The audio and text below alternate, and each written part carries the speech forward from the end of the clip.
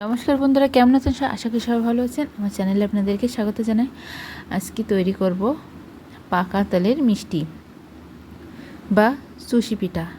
আর এটা রান্না করার জন্য প্রথমে আমি তালগুলো ছেঁকে নিয়েছি, তারপর তালের পিউরি নিয়েছি, এরপরে নিয়েছি নারকেল কোড়ানো, চিনি, সেটা একটু চুলার পরে দিয়ে হালকা আছে নাড়তে থাকবো। তারপরে দিয়ে দিলাম 1 কাপ মতো সুজি। তারপর এটা অল্প আছে নাড়তে নাড়তে একটা ডো তৈরি করে নেব। আমি এখানে অল্প করে তৈরি করেছি। যতটুকু তালের পিউরি নিয়েছি তার সাথে যেমনভাবে একটা ভালো ডো তৈরি হবে সেরকম অনুযায়ী সুজিটা নিতে হবে।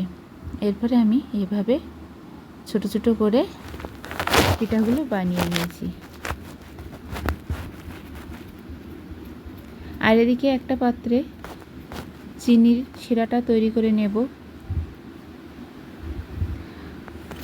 চিনির শিরা তৈরি করা হয়ে গিয়েছে। এবার একটা কড়াইতে তেল গরম হয়ে গিয়েছে। এবার আস্তে আস্তে এগুলো ভেজে নেব।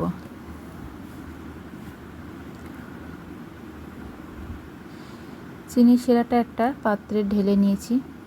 এরপরে এগুলো একটু লাল লাল করে ভেজে নেব।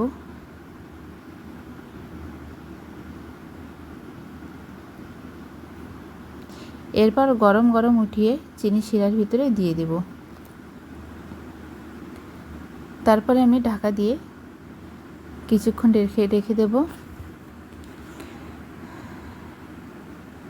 এরপর দেখেন কত সুন্দরভাবে মিষ্টিটা রসে ভালোভাবে ভিজে গিয়েছে আর ডবল হয়ে গিয়েছে আর অনেক রসালো হয়েছে খেতে।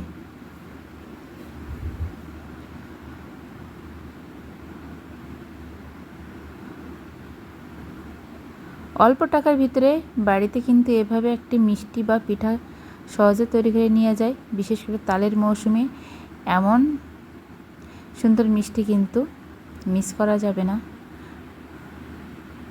খেতে কিন্তু দারুণ হয়েছে, কেউ বুঝতেই পারবে না যে এটা পাকা তালের তৈরি।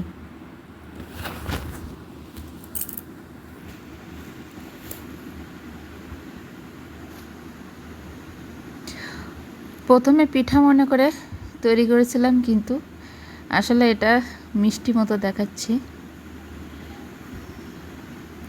যাই হোক, সব মিলিয়ে এটা কিন্তু খেতে দারুণ হয়েছে।